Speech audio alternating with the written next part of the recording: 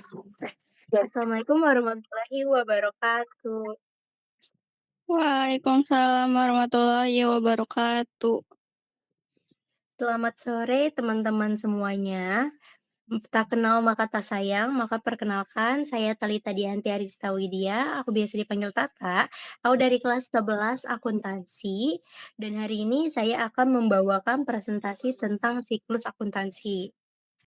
Oke, semoga penjelasan yang saya sampaikan bisa mudah dipahami dan bermanfaat untuk kita semua. Mari langsung saja kita mulai ke pembahasannya. Jadi di sini saya sudah membuat PT mengenai proyek akhir semester siklus akuntansi. Oke, yang pertama mari saya jelaskan apa itu siklus akuntansi. Jadi siklus akuntansi adalah serangkaian proses sistematis dalam mengolah data keuangan perusahaan. Mulai dari pencatatan transaksi hingga penyusunan laporan keuangan dan penutupan buku. Siklus ini dilakukan setiap periode akuntansi dari bulanan atau tahunan. Nah, jadi di siklus akuntansi itu ada langkah-langkahnya nih teman-teman. Jadi langkah-langkahnya siklus akuntansi itu yang pertama di sini bisa dilihat ada jurnal umum. Jurnal umum itu biasanya di dalamnya ada mencatat seluruh transaksi secara kronologis menggunakan prinsip debit sama dengan kredit, memberikan informasi yang lengkap tentang transaksi, lalu merekapnya gitu. Lalu yang kedua ada buku besar atau biasa kita sebut posting. Di buku besar atau posting ini kita memindahkan catatan dari jurnal umum ke akun buku besar posting. Lalu mengelompokkan transaksi berdasarkan jenis akunnya untuk mengetahui saldo terbaru tiap akun. Lalu yang ketiga ada neraca saldo atau trial balance. Di neraca saldo ini dalamnya ada menyusun daftar saldo dari seluruh akun di buku besar. Lalu mengecek apakah total debit sama dengan total kredit. Lalu menjadi dasar penyusunan jurnal penyesuaian. Lalu yang kelima itu ada jurnal penyesuaian. Di jurnal penyesuaian ini tuh biasanya kita menyesuaikan akun agar menunjukkan kondisi sebenarnya di akhir periode. Contohnya itu seperti penyusutan, beban dibayar di muka, pendapatan diterima di muka, persediaan, dan lain-lain. Tujuannya tuh ya untuk menyajikan laporan yang akurat gitu. Karena tanpa ada jurnal penyesuaian, kita belum tentu laporannya itu bisa akurat ya teman-teman. Lalu selanjutnya ada neraca saldo setelah penyesuaian. Nah, di neraca saldo setelah penyesuaian ini ada menyusun kembali neraca saldo setelah melakukan penyesuaian. Lalu digunakan untuk penyusunan laporan keuangan. Nah, di laporan keuangan itu tuh ada terdiri dari laporan laba rugi, laporan perubahan modal, neraca balance sheet. Itu yang ada di project saat ini gitu ya. Kenapa aku taruhnya 3? Karena di project saat ini tuh memang adanya hanya 3 aja. Tapi sebenarnya di laporan keuangan itu tuh terdiri ada 5 laporan gitu ya teman-teman ya. Kalian bisa dicek aja mungkin di Google atau di web-web yang memang ada info-info selengkapnya seperti itu teman-teman. Lalu selanjutnya ada jurnal penutup, di mana menutup akun pendapatan, beban, dan prive ke akun modal. Tujuannya agar periode berikutnya mulai dari saldo nol untuk akun nominal. Lalu selanjutnya ada neraca saldo setelah penutupan. Nah, di neraca saldo setelah penutupan ini, biasanya kita menyusun daftar saldo akun-akun permanen, seperti aset, kewajiban, dan modal. Lalu mengecek keseimbangan debit sama dengan kredit setelah dilakukan penutupan. Lalu yang terakhir menjadi awal untuk periode berikutnya.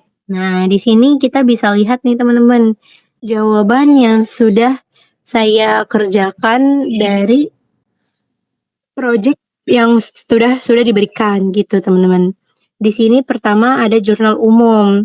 Nah, di project kita kali ini, kita ini adalah staf akuntan yang dimana kita diminta untuk melihatkan jurnal umum dan siklus akuntansinya dari PT Mina Bahari ya, itu di atasnya sudah ada ya teman-teman, di mana di situ ada Guide Pariwisata Mina Bahari yang periode Oktober 2025. Seperti ini teman-teman. Bisa dilihat jurnal umumnya seperti ini. Oke, selanjutnya ada rekapitulasi. Setelah kita jurnal umum itu, kita tuh menjumlahkan dari jurnal umum ke rekapitulasi, di mana di rekapitulasi ini tuh dijumlahin kayak kas debitnya ada berapa, lalu kita jumlahin, lalu kita taruh di sebelah sini di debit seperti itu teman-teman.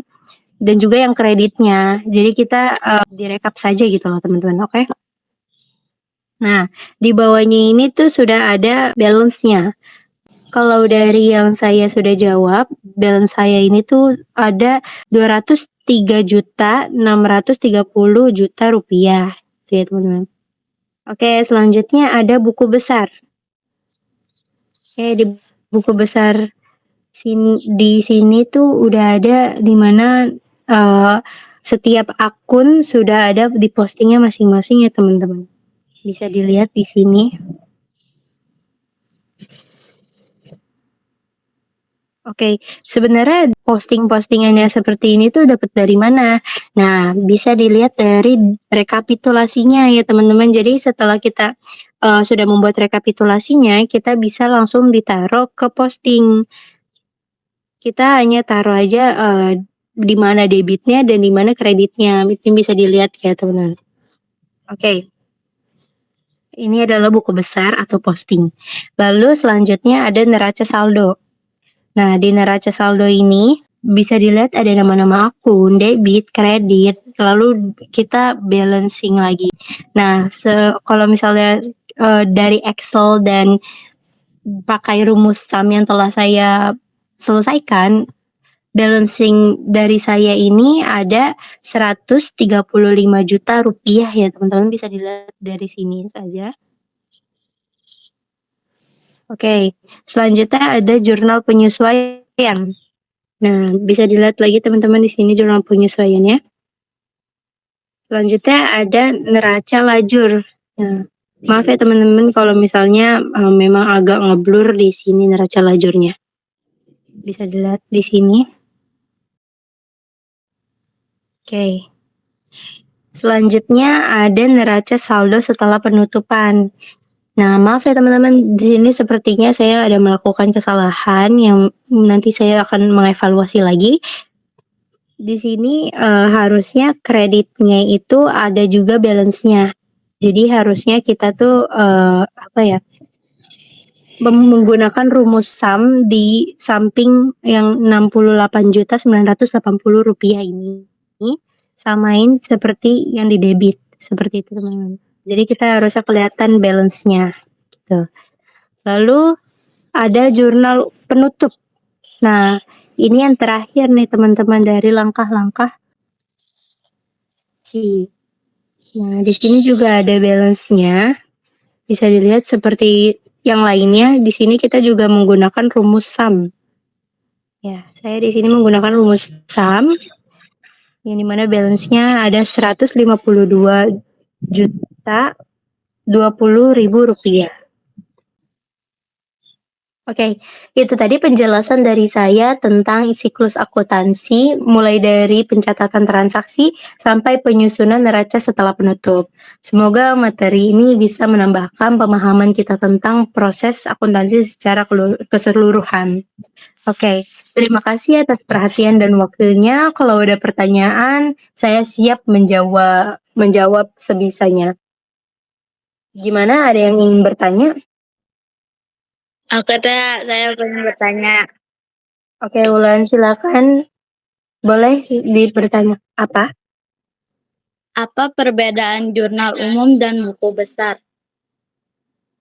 Oke, pertanyaan yang bagus, Ulan. Terima kasih atas pertanyaannya. Oke, apa perbedaannya jurnal dan buku besar? Mungkin aku akan menjawab secara singkat aja ya. Oke, jurnal umum itu biasanya perbedaannya dari buku besar adalah Kalau jurnal umum itu biasanya mencatat transaksi pertama kali. Biasanya jurnal umum itu ada di angka pertama siklus akuntansi. Ya, jadi dia mencatat, transaksi-transaksi yang ada, gitu.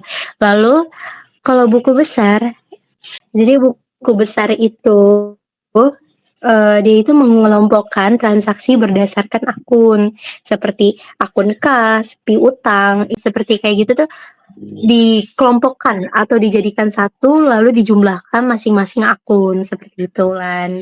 Gimana? Mungkin masih ada yang belum bisa dia mengerti? Boleh yang lain juga ditanya-tanya, apakah ada yang belum bisa dimengerti? Gimana Ulan? Jawaban aku udah bisa dimengerti? Udah, Kak, udah. Udah, oke. Sekali lagi saya mau bilang terima kasih atas perhatian dan waktunya. Kalau sudah tidak ada lagi yang ingin didiskusikan atau ingin dipertanyakan, saya ingin pamit undur diri. Assalamualaikum warahmatullahi wabarakatuh.